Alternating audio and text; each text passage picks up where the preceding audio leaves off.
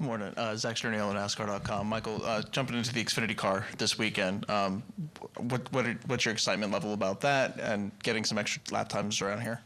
Yeah, it's been a long time, so it's been exciting. Yeah, it's been fun. I haven't driven the car yet, but just the prep work and some of the simulator work, and yeah, it's nerve-wracking too, just because the cars are very different than the next-gen Cup cars, and so but thankful for the opportunity, and I'm glad to get some more reps, and last time I ran an Xfinity car was Road America 2016, and felt like, man, I'm not going to get in one of these things again unless I could win. And I feel like this is a car that I can win in. So excited to give it a shot.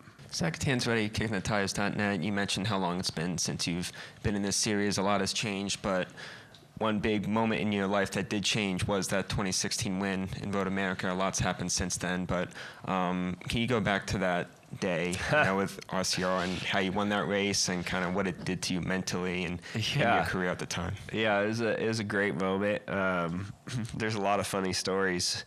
I'd driven the Gibbs car a couple years prior to that at those places and sat on the pole and led the most laps and had shots at winning and just never got to the finish line, green, white checkers or fuel mileage or whatever it is. And with the RCR group, I had one race, sort of one race, one shot, and it all worked out. Just a good execution all day and no problems, and kind of like how you dream it up to be, where, the last several before that in the Gibbs cars, like I probably had more speed and more of a dominant day, but it just didn't work out. So to have it all finally come together was a big relief, honestly, just because it'd been such a long time and so close.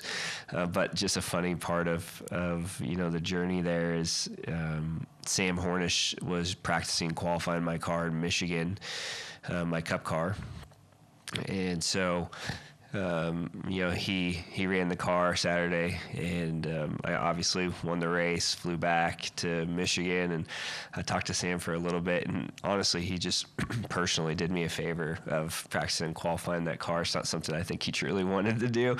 And I said, how was it? And he's like, man, I know it's probably me because I haven't driven, but it's so bad. And I remember thinking, it can't be that bad, right? It's going to be okay.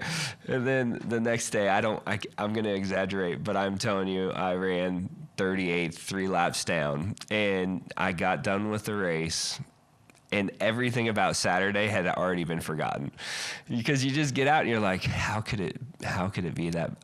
I honestly was like, I wish I'd have flown home. I wish I'd have gone directly home, because, that moment, that high was gone so fast.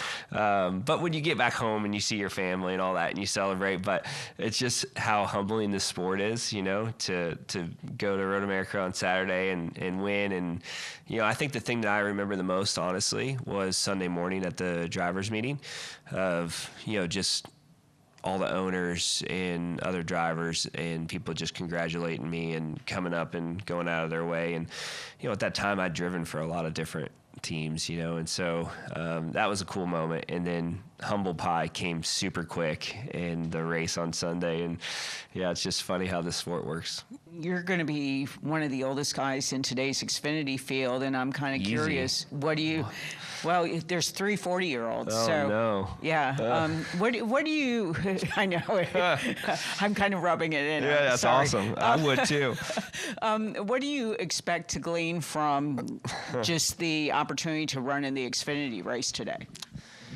Yeah, I think that, I talked to my team about it. I mean, it wasn't something that I was pursuing, right? Chris Rice talked to Jeff Dickerson and then called me and said, hey, do you want to do it? And I thought about it for a second, and the reason I thought about it is not because I don't want to race. I want to race. I mean, it's not like I don't want to do more, but this is such an important weekend from the Cup side that I don't want anything to distract it or take away from our opportunity of winning the Cup race. And so, I talked to Travis Peterson, my crew chief, and I talked to Ryan Sparks and Matt McCall, and I was like, hey, do you think this is a good idea?